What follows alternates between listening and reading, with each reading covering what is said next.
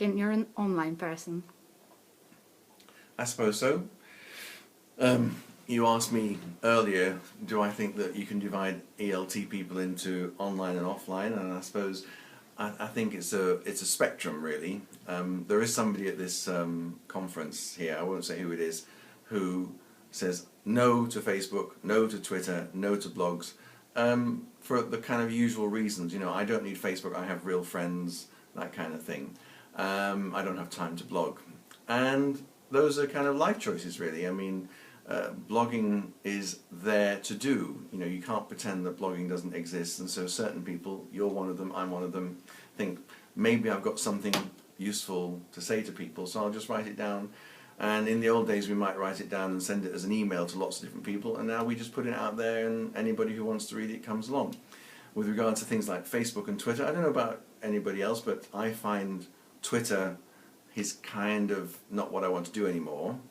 And the main reason being that in the old days I used Facebook just for photographs of things and I'm here, but now I think a lot of people use Facebook for discussions, and of course if you start a discussion on Facebook then the replies come underneath the original remark, whereas on Twitter, unless there's a hashtag, you're trying to find them amongst a sea of other tweets from other people. So I think this is the main reason, and also the pictorial element of Facebook. I think Facebook is a very pleasant way to communicate with the outside world. And once you've learned how to exclude people from your news feed, which is quite important if you want to have a lot of followers, but you don't necessarily want to read all of their daily news. And so now I have quite a large number of friends on Facebook, but I only actually follow the news feed of about 30 or 40 of them. Right. Do you have any idea how would your life be different without social media? Well, yes. I mean, I'm old enough to remember when life had nothing like this. I mean, when I first worked in a staff room, I was lucky that I worked in a place in London, International House London. You probably know International House Budapest. And International House London, which was actually not the original. The original one was in Spain.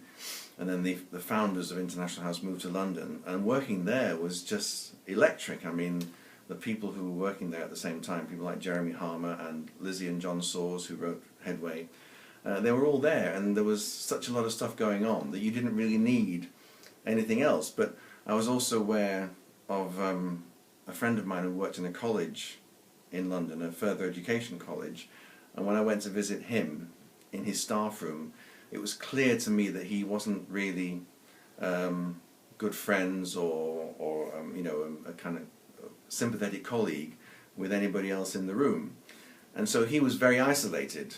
And I think that's the kind of person who benefits from social media, and not just obviously in London. In London there's so much ELT material, there's conferences, there's talks at the British Council.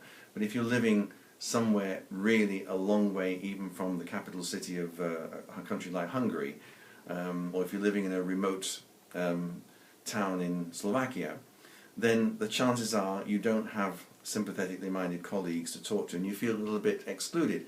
And in my day that would have been really hard to deal with, because the only thing you could do was to go to a conference, and conferences still are very expensive, and they were very expensive in those days. So for those who can't get to conferences, there's live streaming of conferences, there's ELT chat, there's just generally meeting like-minded people through social media, and I think this is really, really important. And I remember the days when that wasn't the case, and it's so much better now. That's why I've embraced this so much. I just think it's just such a wonderful thing that's happened.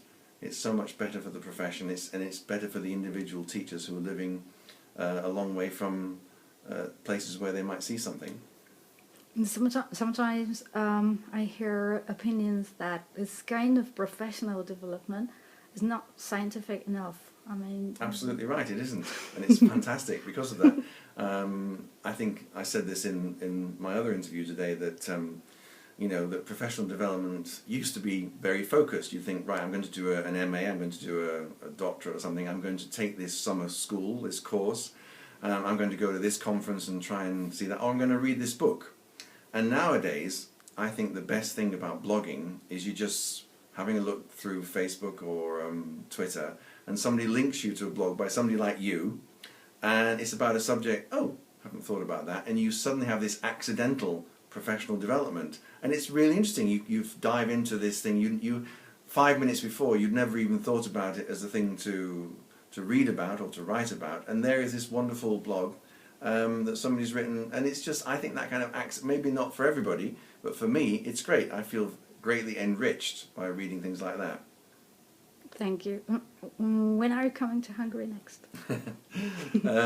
Well, I don't know. It's because you know I've been to Hungary about 30 times, but I haven't been very much in the last 7 or 8 years. When it's a lot to do with the kind of materials that you write and if they're being used in the region. So I wrote materials for Central Europe in the 1990s, and now I'm writing materials for Latin America and the Far East. And I'm not going to complain about me being asked to go there, but I do miss coming to Hungary and Poland and Czech Republic and Romania, a place like that. I've really enjoyed all the visits there, and I have no more plans to come back at the moment. All right.